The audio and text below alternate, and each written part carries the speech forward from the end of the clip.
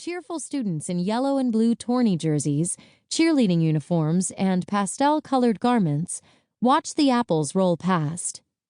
They dove to snatch them. After biting into the wicked fruit, they whooped and danced in delight, instantly transformed from well-mannered to maniacal. Mal strutted over the apples, slamming the doors to lockers.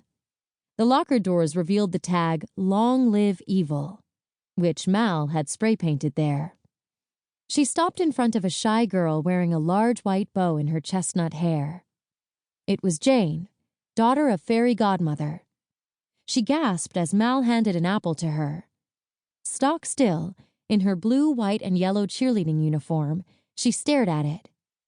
She chomped down on the apple, and her mouth twisted into a sinister grin. Jane snatched the spray paint can from Mal and boldly danced out of sight.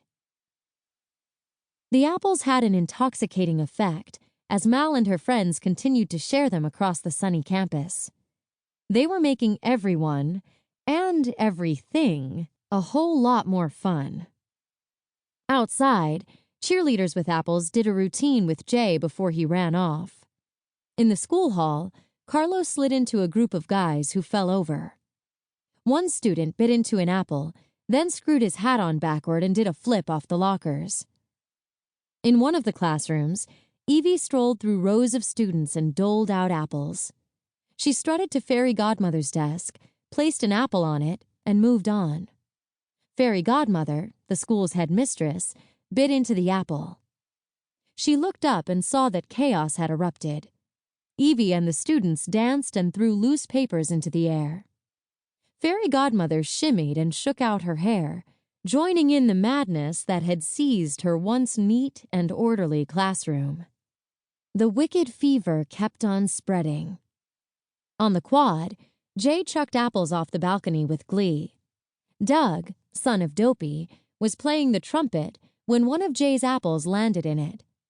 More apples dropped into the trumpets of other band members as well. As Jay continued to fire the apples rapidly, the band players scrambled to catch them and chomp down. In the rose garden, students kneeled around the stone fountain and dunked their faces into the clear water. One by one, they emerged, flipping back their wet hair with glistening apples in their mouths. Everyone wanted a bite of true evil and mad mischief. They couldn't get enough. Other students who overlooked the busy lawns jumped up and down, waved their apples, and danced victoriously. Mal, Evie, Jay, and Carlos reunited as a fierce squad at the front of Auradon Prep, the castle-like building with proud blue and gold banners rustling from the stone battlements. They rallied the dancing students. Among them were Beast and Belle, who also clutched bitten apples and jived to the sound of wicked rebellion. Mal marched through a row of hedges and raised into the air the school flag, which was now a dark purple one that said, "Long Live Evil." The horde cheered. Mal loved it. She led everyone farther away from the school, climbed a ladder, and spray-painted the fearsome statue that represented King Ben's father in beast form. Mal recalled something her boyfriend, Ben, had once said about the statue. "My father wanted his statue to morph from beast to man to remind us that anything is possible." Anything was possible indeed. Mal could laugh at the irony. She grinned and tossed the last one of the spelled apples high into the air. It came down, and King Ben, golden boy and only child of Belle and Beast, caught it. He flashed Mal an innocent smile, and his eyes sparkled angelically beneath honey-brown hair that swooped across his forehead. Ben hadn't been changed. Not yet.